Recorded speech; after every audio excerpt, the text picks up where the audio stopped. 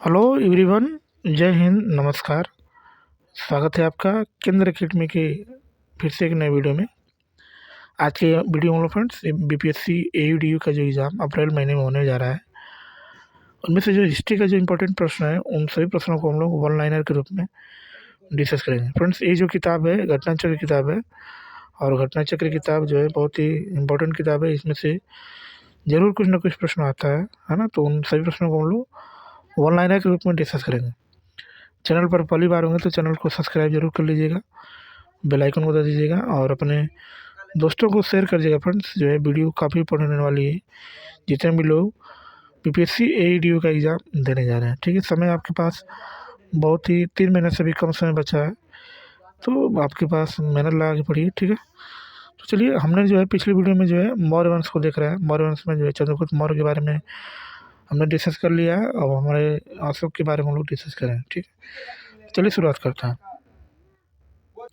इसमें जो लिखा है कि आज अशोक के शासनकाल की बात करेंगे तो बौद्ध सभा जिस नगर में आयोजित की गई थी उसका नाम क्या था? पाटलिपुत्र में जो है बौद्ध सभा का आयोजन किया गया था। अशोक के अधिकांश शिलालेखों की बात करेंगे तो उसमें प्रमुख जो है कौन कौन है, तो उसको जो है किस भाषा में लिखा गया है, तो प्राकृतिक भाषा में जो है लिखा गया है। जो अशोक का जो जितना भी शिलालेख है, ठीक है, वह महाजनपद जो वर्तमान में भारत का हिस्सा नहीं, उसका नाम क्या है? तो गांधार। क्या नाम है उसका? गांधार। गांधार कहाँ पड़ता है? अभी पाकिस्तान में चला गया। पहले मतलब भारत में था जब उसका विभाजन नहीं था, लेकिन इस समय उसका कहाँ चला गया? तो ये जो है पाकिस्तान में चला गया है। अशोक की नीति के आर्थिक परिणाम के कारण ही मौर्य साम्राज्य का पतन जो है अधिकांश उचित था। इस तथ्य का पर विश्वास किया गया है। तो रोमलिक थापर जी ने इस पर क्या किया है? तो इस पर विश्वास किया है। महावंश के अनुसार बिम्बिसार इस आयु में सिंहासन पर बैठा था। तो कितने वर्ष की आयु में बिम्बिसार जो सिंहासन पर बैठ गया था? तो 15 वर्ष की आयु में जो है सिंहासन पर क्या गया था? तो बैठ गया था, ठीक है। आगे अब लोग फिर देखेंगे जो मौर्यकालीन में जो सैन्य प्रशासन समितियां थी उसको देखा जाएगा। जैसे प्रथम समिति की बात करेंगे तो ये जल सेना से संबंधित है। दूसरी समिति की बात करेंगे तो रसद सामग्री की प्रबंधन से समिति है। तृतीय समिति की बात करेंगे तो पैदल सैनिकों की देखरेख से समिति रिलेटेड है। चतुर्थ समिति की बात करेंगे तो अश्वारोही सेना की देखरेख से रिलेटेड है। और पंचम समिति की बात करेंगे तो ये जो है गज सेना से संबंधित है। षष्ठम समिति की बात करेंगे तो ये रथ सेना का क्या करती है? तो प्रबंधन करती है, ठीक है। नेक्स्ट चलिए आगे हम लोग बात करेंगे तो सुदर्शन झील के निर्माण में और उसकी जीर्णोद्धार से संबंधित विवरण देखा जाएगा। जैसे शासक अधिकारी, शासक अधिकारी, ठीक है। चंद्रगुप्त मौर्य ने जो है समय अधिकारी कौन था? पुष्यगुप्त था। और अशोक की बात करेंगे तो उत्तुशासक था, ठीक है। जब रुद्रदामन शासक बना था तो सुविशाख अधिकारी था। और जब स्कंदगुप्त बना था तो उसमें अधिकारी प्रणदत्त और उसका पुत्र क्या था? चक्रपालित था, ठीक है। आगे आगे हम बात करेंगे तो नेक्स्ट है कि ब्राह्मी लिपि को सर्वप्रथम किसने डिकोड किया था? तो जेम्स प्रिंसेप ने सबसे पहले इसको डिकोड किया था। और प्राचीन भारत की लिपि दाहिने से बाईं ओर लिखी जाती है, दाएं से बाईं ओर लिखी जाती है। तो ये खरोष्टी लिपि क्या करता है? तो दाहिने से बाएं लिखी जाती है। और जबकि देवनागरी लिपि क्या करती है? तो देवनागरी लिपि हम लोग क्या करता है? तो ये भी जो हम लोग क्या करते हैं तो दाएं से जो है देवनागरी किधर किस लिखी बाएं से दाएं लिखी जाती है, लेकिन खरोष्टी लिपि जो है दाहिने से बाएं लिखी जाती है, यानी उल्टे क्रम में लिखी जाती है देवनागरी लिपि से, ठीक है। अपने शिलालेखों में अशोक सामान्यतः किस नाम से जाना जाता है? तो अपने शिलालेख में इसको किस नाम से जाना जाता है? तो ये जो है प्रियदर्शी से रिलेटेड है। किससे रिलेटेड है?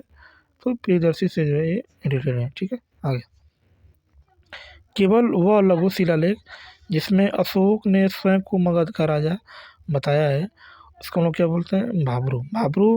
भाब्रू शिलालेख में जो है अशोक ने स्वयं को क्या किया है? तो मगध का राजा इसको बनाया गया है। किस शिलालेख में कलिंग विजय का वर्णन किया गया है? तो अशोक का जो 13वां जो बड़ा शिलालेख है उसी में जो है उसमें क्या किया गया है? तो कलिंग विजय का जो है उसमें वर्णन किया गया है। और अशोक के धम्म का मूल संदेश क्या है? तो शांति एवं अहिंसा, धार्मिक सहनशीलता जो है अशोक का जो है धम्म का मूल संदेश है, ठीक है। आगे मेगास्थनीज दूत की बात करेंगे तो मेगास्थनीज दूत कहाँ का था, किसका था? तो सेल्यूकस निकेटर का था, है ना। ये जो है इसकी पुस्तक की बात करें तो इसकी पुस्तक जो है इंडिका है। चलिए आगे हम लोग बात करेंगे तो आगे इसमें नेक्स्ट हमारा है कि मौर्य समाज 7 वर्गों में विभाजन का विशेष रूप से उल्लेख किया गया, कहाँ किया गया, तो मेगानेसी की जो पुस्तिका है इसका नाम इंडिका है, ये सेल्यूकस निकेटर का राज जो था उसी में जो है इसका उल्लेख किया गया है। 7 वर्गों में डिवाइड किया गया। मेगास्थनीज ने भारतीय समाज को जितनी श्रेणियों में विभाजित किया गया उसको क्या नाम है, तो 7 श्रेणियों में जो है उसको डिवाइड किया है। ठीक है, आगे बहुत स्रोत जिसमें पाटलिपुत्र की प्रशासन का वर्णन मिलता है तो इंडिका के द्वारा मिलता है। इंडिका किसके द्वारा लिखी जाती है, तो मेगास्थनीज के द्वारा।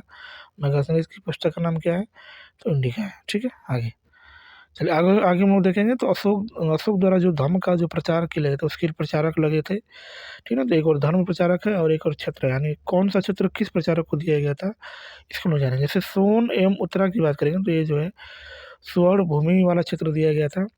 महेंद्र और संघमित्रा की बात करेंगे तो इनको श्रीलंका। मनजातिका की बात करेंगे तो कश्मीर और गांधार। महारक्षिता की बात करेंगे तो इनको जो है यवन राज्य दिया गया था धर्म का प्रचार करने के लिए। ठीक है, आगे मौर्य काल में शिक्षा का सर्वाधिक प्रसिद्ध केंद्र की बात करेंगे तो कौन है, उसका नाम क्या है, तक्षशिला है। और अंतिम मौर्य सम्राट की बात करेंगे तो ये कौन है, तो वृहद्रथ है। अंतिम मौर्य सम्राट कौन था, उसका नाम वृहद्रथ था। ठीक है, चलिए अब फ्रेंड्स हम लोग देखेंगे मौर्योत्तर काल देखेंगे, यानी मौर्य के बाद जो कौन सा काल आया था इसमें से कौन कौन से लेख उसको देखा जाएगा। जैसे जिस अभिलेख में रुद्रदामन प्रथम की विभिन्न उपलब्धियां वर्णित थे उसका नाम क्या है, तो ये जूनागढ़ अभिलेख है।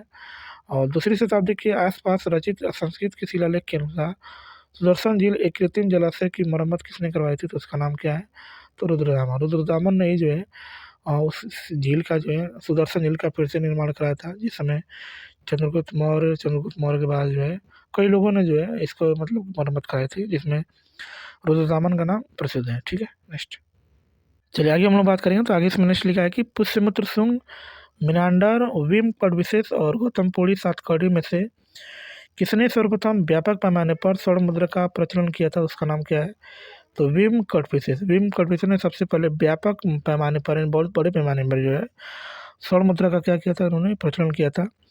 शुंग वंश के बाद जिस वंश ने भारत का राज किया उसका नाम क्या है, तो कर्ण वंश ने जो है शुंग वंश के बाद जो है इस पर क्या किया था, भारत पर राज किया था। ठीक है, आगे प्रमुख पुराण और उनसे संबंधित वंश देखेंगे। जैसे विष्णु पुराण की बात करें तो ये मौर्य वंश से रिलेटेड है।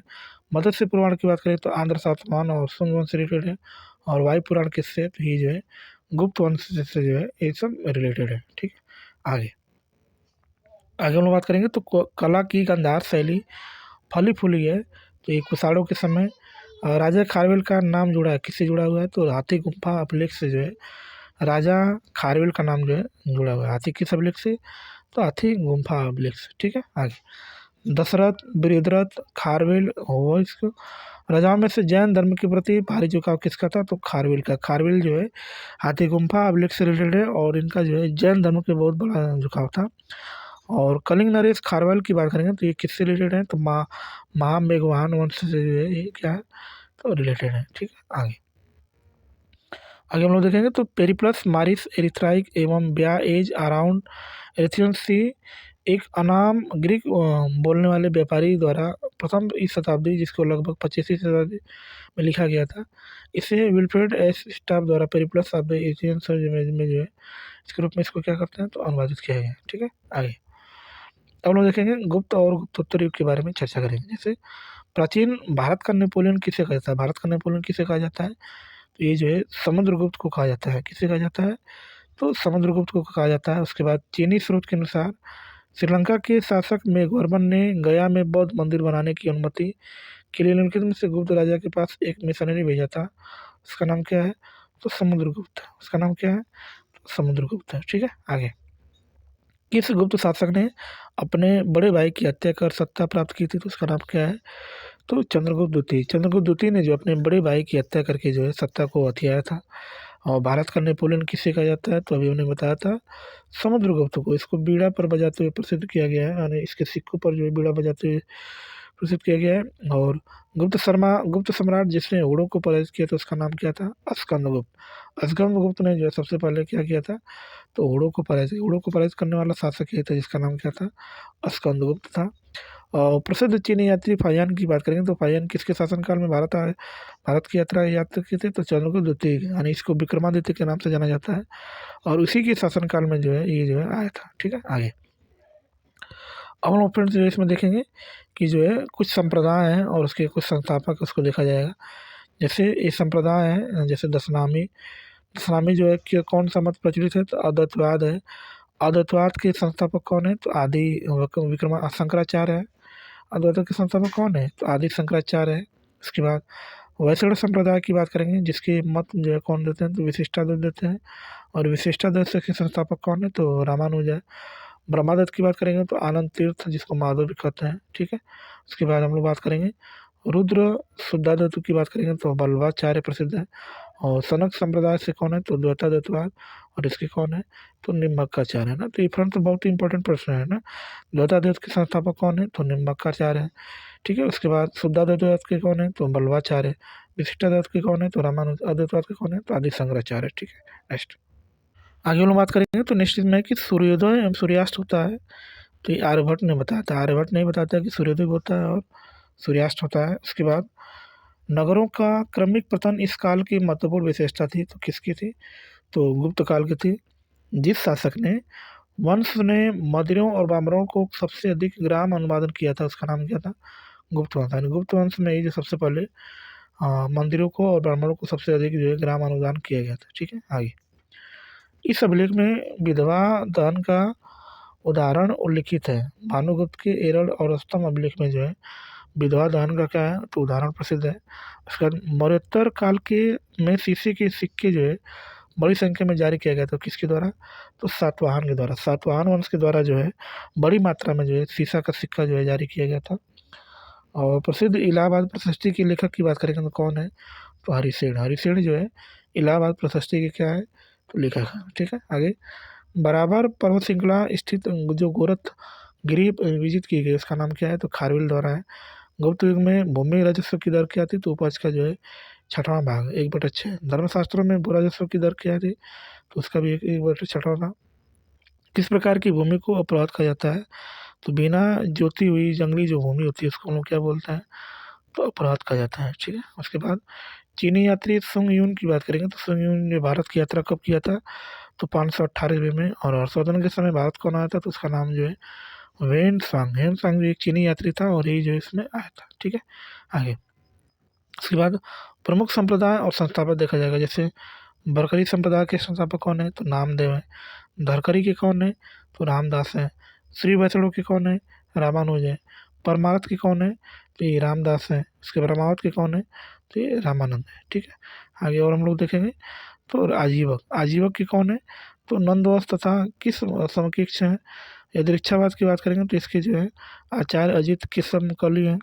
भौतिकवादी की बात करेंगे तो सब कुछ दर्चायन है, ठीक है। उसके बाद ये हमारा अनिश्चयवादी या घोर अक्रियावाद की बात करेंगे तो पूर्ण कश्यप है। अनिश्चयवादी की बात करेंगे तो ये जो है संजय वेटलिपुत्र हैं, ठीक है। आगे आगे वाली बात करें तो निश्चित में कि योग न्याय सांख्य और वैशेषिक में से किस इस भारतीय दर्शन ने परमाणु सिद्धांत का प्रतिपादन किया है, तो वैशेषिक। वैशेषिक ने जो है परमाणु सिद्धांत को जो है प्रतिपादन किया है ना। वेग के सिद्धांत के प्रतिपादन कौन है, तो उसका नाम जो है पतंजलि है, ठीक है। न्याय के कौन है, तो गौतम बुद्ध महात्मा बुद्ध है, ठीक है।